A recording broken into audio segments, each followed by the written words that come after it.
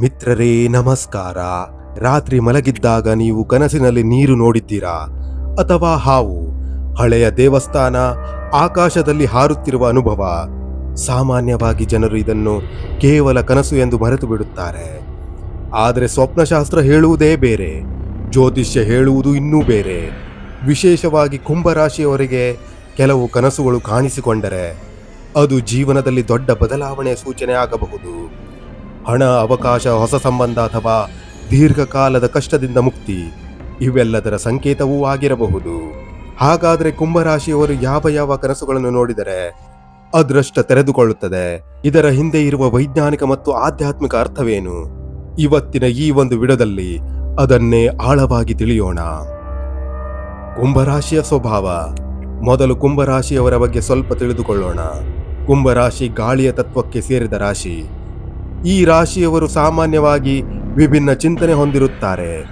ಇವರು ಎಲ್ಲರಂತೆ ಯೋಚಿಸುವುದಿಲ್ಲ, ಸ್ವಂತ ಲೋಕದಲ್ಲಿ ಬದುಕುವವರಂತೆ ಕಾಣುತ್ತಾರೆ. ಹೊರಗೆ ಶಾಂತವಾಗಿದ್ದರೂ ಒಳಗೆ ಸಾವಿರ ಯೋಚನೆಗಳು ನಡೆಯುತ್ತಿರುತ್ತವೆ.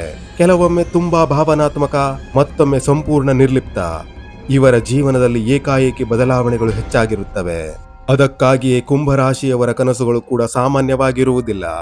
ಕೆಲವು ಕನಸುಗಳು ಭವಿಷ್ಯದ ಸುಳಿವು ಕೊಡುತ್ತದೆ ಎಂದು ನಂಬಲಾಗಿದೆ. ಕನಸಿನಲ್ಲಿ ಶುದ್ಧ ನೀರು ಕಂಡರೆ. ಕುಂಭರಾಶಿಯವರು ಕನಸಿನಲ್ಲಿ ಶುದ್ಧವಾದ ನೀರನ್ನು ನೋಡಿದರೆ ಅದು ಅತ್ಯಂತ ಶುಭವಾದ ಸಂಕೇತವಾಗಿದೆ. ನೀರು ಎಂದರೆ ಮನಸ್ಸು, ಭಾವನೆ, ಜೀವನದ ಹರಿವು. ಸ್ವಚ್ಛವಾದ ನೀರು ಕಾಣುವುದೆಂದರೆ ಮನಸ್ಸಿನ ಗೊಂದಲ ದೂರವಾಗಲಿದೆ ಎಂಬ ಅರ್ಥವಾಗಿದೆ. ಹಳೆಯ ಸಮಸ್ಯೆಗಳಿಂದ ಮುಕ್ತಿ ಸಿಗಬಹುದು. ಆರ್ಥಿಕವಾಗಿ ಸ್ಥಿತಿ ನಿಧಾನವಾಗಿ ಸುಧಾರಿಸಬಹುದು. ಕೆಲವರು ಹೇಳುವಂತೆ ಇಂತಹ ಕನಸಿನ ನಂತರ ಹೊಸ ಅವಕಾಶಗಳು ಬರುತ್ತವೆ. ವೈಜ್ಞಾನಿಕವಾಗಿ ನೋಡಿದರೆ ಮನಸ್ಸಿನ ಒಳಗಿನ ಒತ್ತಡ ಕಡಿಮೆಯಾಗುತ್ತಿರುವ ಸೂಚನೆ ಇದಾಗಿರಬಹುದು. ಹಾವು ಕಾಣುವ ಕನಸು. ಬಹಳ ಜನರಿಗೆ ಹಾವು ಕನಸಿನಲ್ಲಿ ಬಂದರೆ ಭಯವಾಗುತ್ತದೆ. ಆದರೆ ಎಲ್ಲಾ ಹಾವು ಕನಸುಗಳು ಕೆಟ್ಟದ್ದೇ ಅಲ್ಲ. ವಿಶೇಷವಾಗಿ ಕುಂಭರಾಶಿಯವರು ಶಾಂತವಾಗಿ ಇರುವ ಹಾವು ನೋಡಿದರೆ ಅದು ಗುಪ್ತ ಶಕ್ತಿಯ ಸಂಕೇತವೆಂದು ಹೇಳಲಾಗುತ್ತದೆ. ಹಾವು ಎಂದರೆ ಪರಿವರ್ತನೆ, ಹಳೆಯ ಜೀವನದಿಂದ ಹೊಸ ಹಂತಕ್ಕೆ ಸಾಗುವ ಸೂಚನೆಯಾಗಿದೆ. ಕೆಲವೊಮ್ಮೆ ಇದು ಹಣದ ಲಾಭಕ್ಕೂ ಸಂಕೇತವೆಂದು ಹೇಳುತ್ತಾರೆ.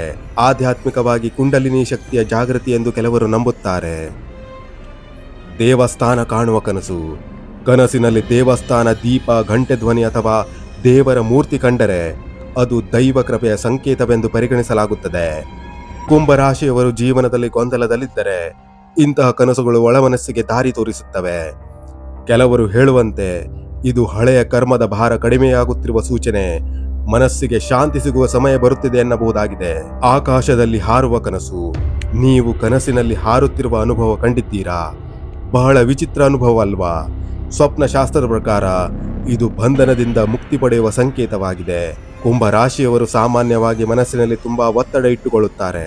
ಆಕಾಶದಲ್ಲಿ ಹಾರುವುದೆಂದರೆ ಮನಸ್ಸು ಈಗ ಸ್ವಾತಂತ್ರ್ಯ ಬಯಸುತ್ತಿದೆ, ಹೊಸ ಬದುಕಿನ ಆರಂಭವಾಗಬಹುದು. ಮಳೆ ಕಾಣುವ ಕನಸು. ಮಳೆ ಎಂದರೆ ಶುದ್ಧೀಕರಣ. ಕನಸಿನಲ್ಲಿ ಮಳೆಯಲ್ಲೇ ನೆನೆಯುತ್ತಿರುವ ಅನುಭವ ಕಂಡರೆ ಅದು ಹಳೆಯ ದುಃಖಗಳು ಕರಗುತ್ತಿರುವ ಸೂಚನೆಯಾಗಿದೆ. ವಿಶೇಷವಾಗಿ ಕುಂಭರಾಶಿಯವರೆಗೆ ಇದು ಭಾವನಾತ್ಮಕ ಗುಣಮುಖತೆಯ ಸಂಕೇತವಾಗಿದೆ. ಕೆಲವೊಮ್ಮೆ ಜೀವನದಲ್ಲಿ ಹೊಸ ಸಂಬಂಧಗಳು ಆರಂಭವಾಗಬಹುದು. ಹಣ ಅಥವಾ ಚಿನ್ನ ಕಾಣುವುದು. ಕನಸಿನಲ್ಲಿ ಚಿನ್ನ, ನಾಣ್ಯ ಅಥವಾ ಹಣ ಕಾಣುವುದು ಎಲ್ಲಾ ಸಮಯದಲ್ಲೂ ನೇರವಾಗಿ ಹಣ ಬರುತ್ತದೆ ಎಂದಲ್ಲ.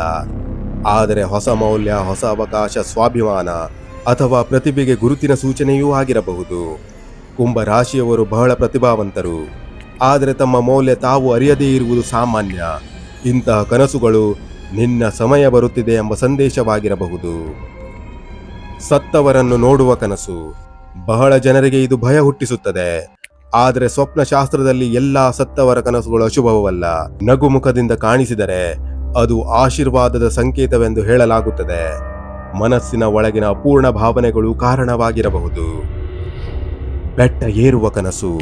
ಕನಸಿನಲ್ಲಿ ಬೆಟ್ಟ ಏರುತ್ತಿರುವುದು ಸಂಘರ್ಷದ ನಡುವೆ ಯಶಸ್ಸು ಪಡೆಯುವ ಸಂಕೇತವಾಗಿದೆ. ಕುಂಭರಾಶಿಯವರು ಜೀವನದಲ್ಲಿ ಬಹಳ ಸವಾಲು ಎದುರಿಸುತ್ತಾರೆ, ಆದರೆ ಇವರು ಕೈ ಬಿಡುವವರಲ್ಲ. ಬೆಟ್ಟದ ತುದಿಗೆ ತಲುಪಿದಂತೆ ಕಂಡರೆ ಅದು ಗುರಿ ಸಾಧನೆಯ ಸೂಚನೆಯಾಗಿದೆ. ಬಾಗಿಲು ತೆರೆಯುವ ಕನಸು. ಮುಚ್ಚಿದ ಬಾಗಿಲು ತೆರೆಯುತ್ತಿರುವುದು ಕಂಡರೆ ಅದು ಜೀವನದಲ್ಲಿ ಹೊಸ ಅವಕಾಶ ತೆರೆಯುವ ಸಂಕೇತ. ಹಳೆಯ ಅಡೆತಡೆಗಳು ದೂರವಾಗಬಹುದು. ಹೊಸ ಉದ್ಯೋಗ, ಹೊಸ ಸಂಬಂಧ ಅಥವಾ ಹೊಸ ದಾರಿ ಇವುಗಳಲ್ಲಿ ಯಾವುದಾದರೂ ಆರಂಭವಾಗಬಹುದು. ಮಗುವಿನ ಕನಸು. ಮಗು ಎಂದರೆ ಹೊಸ ಆರಂಭ.